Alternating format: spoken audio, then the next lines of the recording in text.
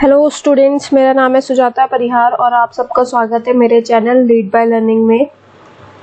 इस वीडियो में हम कवर करेंगे क्लास 5 के मैथ्स के चैप्टर नंबर 1 के बारे में। चैप्टर का नाम है अ फिश टेल और ये है पार्ट 1। चलिए शुरू करते हैं हमारा चैप्टर द फिश टेल। क्या लिखा है यहाँ पे? Deep under the see the lovely coloured fish swimming peacefully. इसका क्या मतलब हुआ? इसका मतलब ये है कि देखो गहरे समुद्र में प्यारी सी रंगीन मछलियां तैर रही हैं शांति से। आगे क्या लिखा है? This special poem in 3 lines is called a haiku.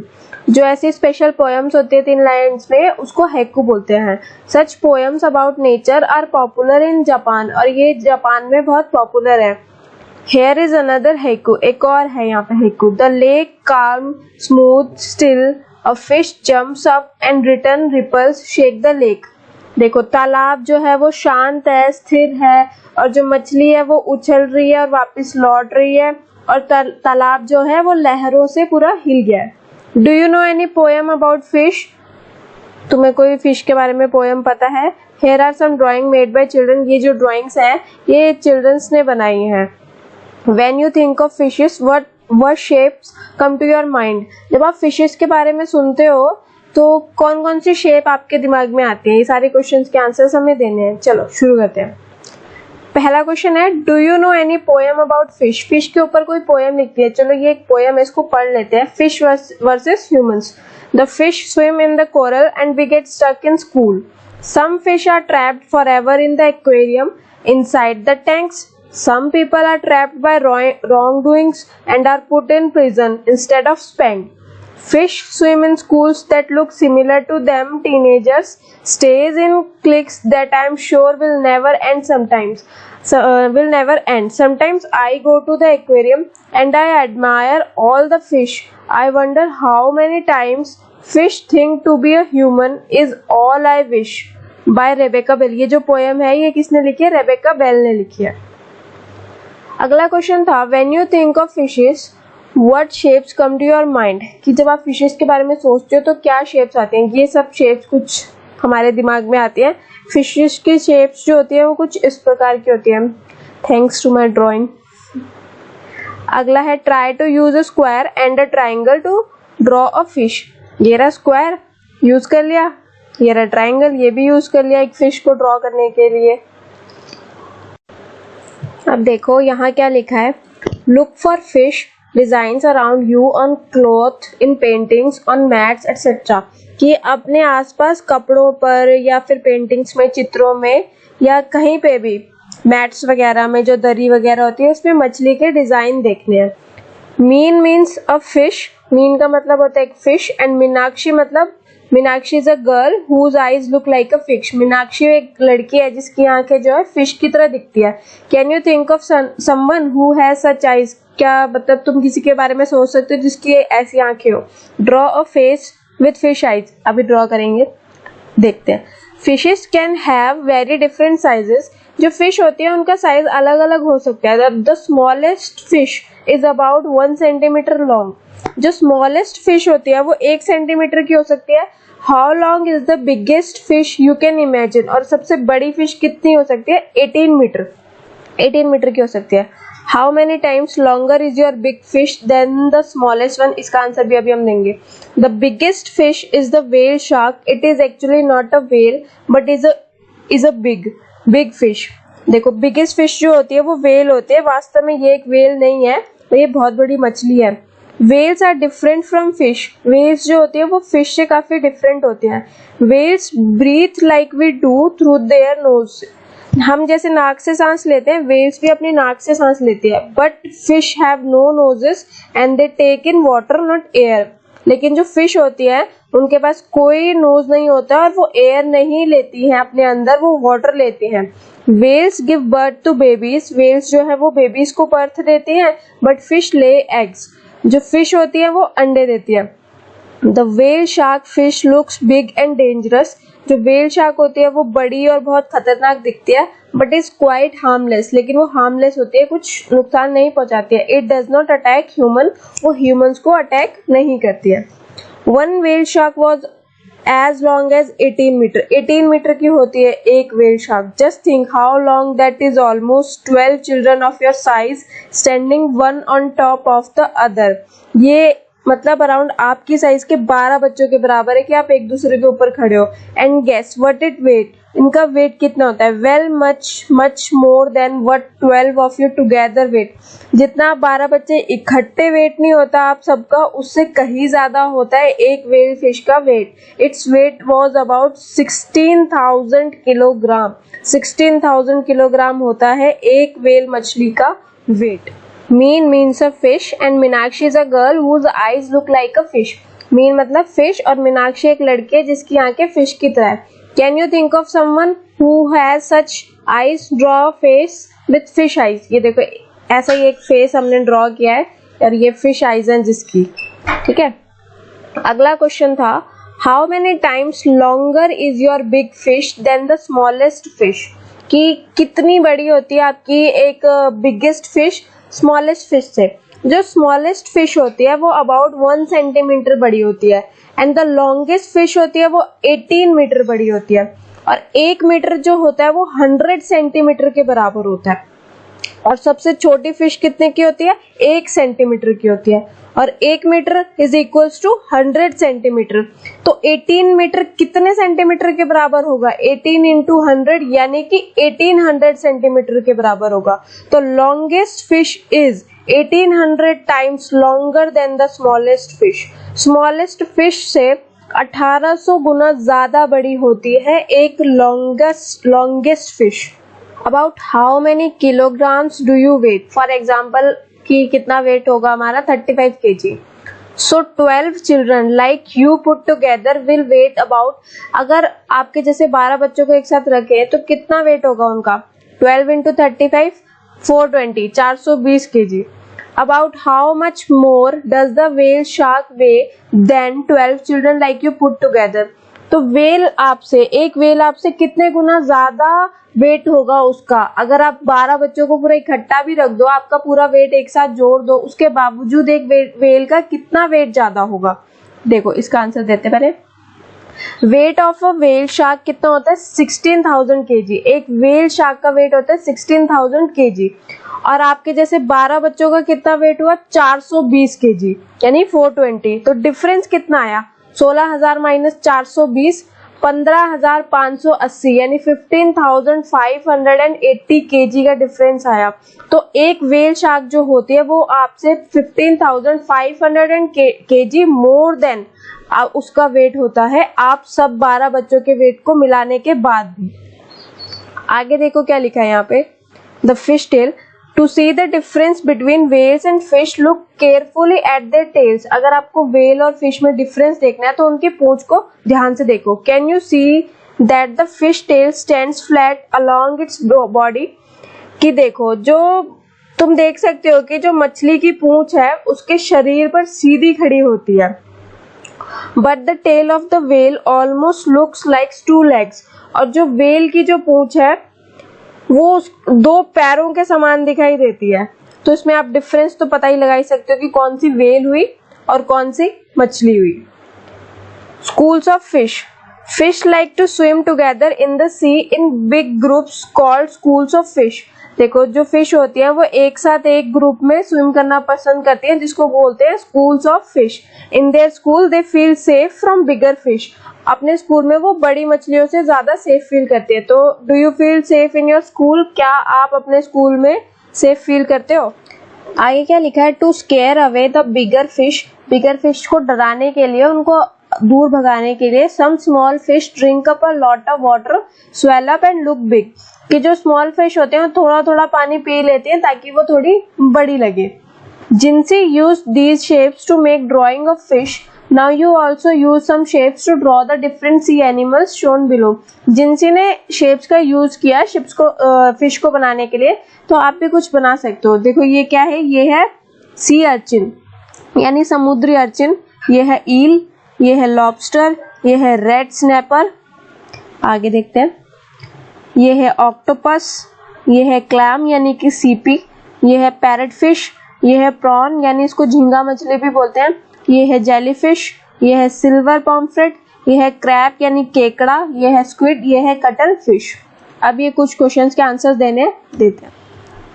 How many of you have seen the sea, कि आप में से कितनों ने सी देखा है। Where did you see it, कहाँ देखा है। Did you yourself did you see it in a movie or for real, कि मूवी में देखा है या फिर रियल में देखा है। How deep do you think the sea could be, find out कि कितना गहरा होता है सी, ये बताना है।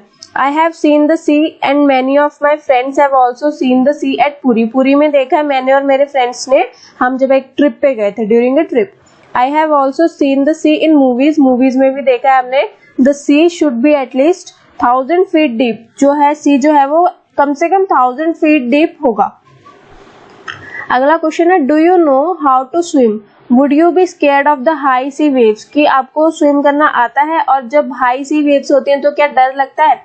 Yes I know how to swim, मुझे स्विम करना आता है। Yes the high waves can be scary, जो हाई वेव्स होती है वो बहुत डरावनी होती है। देखो अब आगे क्या लिखा है close your eyes and imagine the sea with waves rising high. देखो अपनी आंखें बंद करो और समुद्र में ऊंची ऊंची लहरें उठ रही हैं, ऐसा सोचो। How high do you think the waves can go, कि लहरें कितनी ऊपर उठ सकती हैं। ऑलमोस्ट 50 मीटर ऊपर लहरें उठ सकती हैं। देखो जैसे कि ये है।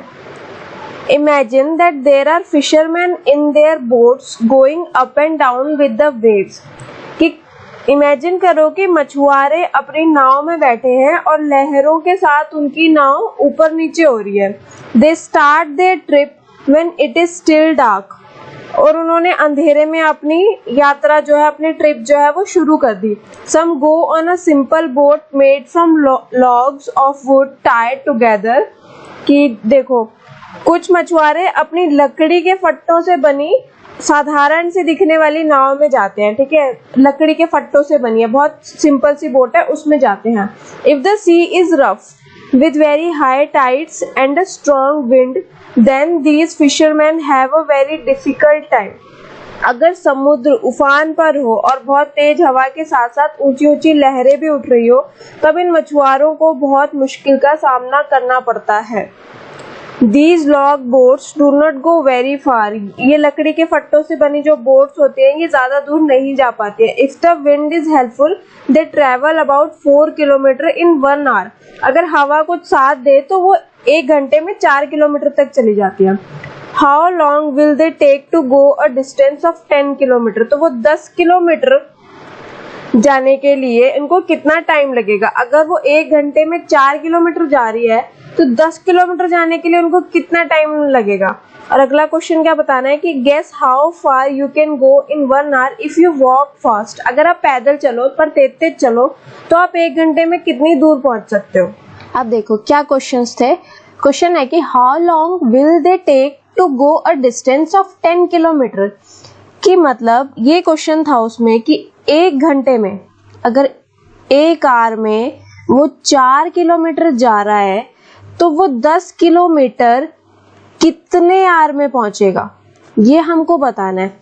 तो देखो यहाँ लिखा है इन 1 hour the boat travels 4 kilometre, 1 घंटे में 4 किलोमीटर, तो 2 घंटे में कितने किलोमीटर होंगे। 2 into 4 8 किलोमीटर। सिंपल सी बात है, अगर 1 घंटे में 4 है तो 2 में कितने होंगे, 2 में कितने होंगे, 2 into 4 यानी कि 8। ठीक है, अगर हम 3 में निकालने के 3 घंटे में कितने हुए, 3 घंटे में कितने हुए, 3 into 4 यानी कि 12। तो ये तो 10 से ऊपर हो गया, 12 तो 10 से ऊपर हो गया, हमें 10 तक निकालना है। तो इतना तो हमें पता चल गया कि 10 किलोमीटर के लिए एक तो 2 घंटे से ज्यादा लगेगा टाइम और 3 घंटे से कम लगेगा, ये चीज हमें अब पता लग गई है। ठीक है, तो मतलब 2 घंटे यानी कि 8 किलोमीटर, तो 1 घंटा यानी कि 4 किलोमीटर, तो आधा घंटा यानी कि कितने किलोमीटर होगा। आधे घंटे में बोट कितने किलोमीटर ट्रेवल करेगी, तो 4/2 यानी 4 का आधा यानी कि 2। अगर 1 घंटे में 4 किलोमीटर तो आधे घंटे में 2 kilometre. So in 2.5 hour the boat will travel 8 + 2 यानी कि 8 किलोमीटर। कैसे, देखो 2 घंटे में चली 8 किलोमीटर, आधे घंटे में कितनी चल रही थी 2 किलोमीटर। तो अगर हम इसको 2.5 घंटे कर दें, ये हो गए हमारे 2.5 घंटे, यानी 2.5 घंटे, तो ये कितने किलोमीटर हो गए 8 + 2 10 किलोमीटर। तो हमारा आंसर आ गया। आंसर क्या आया हमारे पास 2.5 घंटे। इसने पूछा था ना how long will they take to go a distance of 10 kilometre, तो क्या आंसर बनता है इसका? इसका बनता है आंसर 2.5 घंटे। कैसे? ये हमने पूरा निकाल लिया है कि 1 घंटे में 4, 2 घंटे में 8, आधे घंटे में 2, तो 2.5 घंटे में 10 किलोमीटर हो गए। अगला क्वेश्चन क्या था? Guess how far you can go in 1 hour if you walk fast. अगर आप तेज चलो तो आप कितनी दूर जा सकते हो? मैक्सिमम टू मैक्सिमम 4 से 5 किलोमीटर आप पैदल चल सकते हो तेज चल के। देखो आगे क्या लिखा है, fisherman can feel the wind and look at the sun to find out which way to go. Many of us would get lost and not be able to find out our way on the sea where you only see water water and nothing else. कि मछुआरे जो होते हैं वो हवा को महसूस कर सकते हैं और सूरज को देखकर अपना रास्ता ढूंढ लेते हैं। हम में से बहुत लोग समुद्र में रास्ता ही भूल जाएंगे, यहाँ पर केवल पानी पानी दिखाई देता है और कुछ भी नहीं। तो फिशरमैन तो देख लेता है रास्ता कैसे, हवा को महसूस करके और सूरज को देख के अपना रास्ता ढूंढ लेता है। आगे क्वेश्चन है ये दो, from where you are what interesting thing do you see to your east. कि कहाँ हो आप, तुम जहाँ कहीं भी हो, देखो कि तुम्हारे पूर्व में कौन सी मजेदार चीजें हैं। Name 2 things that are lying to your west, और वेस्ट में कौन कौन सी, पश्चिम की ओर कौन कौन सी है। तो ये अभी हम इनके आंसर देंगे। अगला क्वेश्चन है आगे क्या लिखा है, what a catch. Out on the sea, fishermen look for a place where they hope to find a good catch of fish. There they spread their nets. They will have to wait for many hours for the fish to come into their nets. कि समुद्र के अंदर मछुआरे उस जगह को ढूंढते हैं जहाँ उन्हें ज्यादा मछलियां मिल सके। वहां वे अपना जाल फैलाते हैं। उन्हें मछलियों का जाल में आने के लिए कई घंटे का इंतजार करना पड़ता है, उनको बहुत वेट करना पड़ता है ताकि जो मछलियां हैं उनके जाल में फंसे। Look at the different types of boats. ये देखो ऐसी भी बोट होती है, अलग अलग तरीके की बोट्स होती हैं। Some boats have motor and go farther into the sea. कुछ बोट्स जो होती है उनमें मोटर लगी होती है, वो दूर तक जा सकती है। Since they go far out they can catch more fish. क्योंकि वो ज्यादा दूर जा सकते हैं इसलिए वो ज्यादा फिश पकड़ के ला सकते हैं। These boats travel faster at the speed of about 20 kilometre in 1 hour. जो मोटर बोट होती है वो 1 घंटे में 20 किलोमीटर तक जा सकती है। आगे क्वेश्चन है, how far would the motor boat go in 3.5 hours, और how much time will they take to go 85 kilometre. इन दोनों क्वेश्चन के आंसर्स भी हम आगे देखो। आगे 2 क्वेश्चंस हैं। क्या क्वेश्चंस थे उसमें, पिछले वाले हमने स्लाइड में देखे थे। From where you are what interesting things do you see to your east. की ईस्ट में आपको क्या क्या इंटरेस्टिंग चीजें दिखाई देती है। The sun rises in the east. Sun जो है वो ईस्ट से आता है, ईस्ट में उगता है सन, ठीक है। Sun rises in the east. I see the rising sun in the east, कि हमने राइजिंग सन देखा है ईस्ट में। I see the orange red sky in the east during morning. Morning के टाइम पे जो स्काई होता है वो थोड़ा ऑरेंज और रेड कलर का हो जाता है। अगला क्वेश्चन है, name 2 things that are lying to your west. कि वेस्ट में कौन कौन सी चीजें आपने देखी। I see the setting sun in the waste.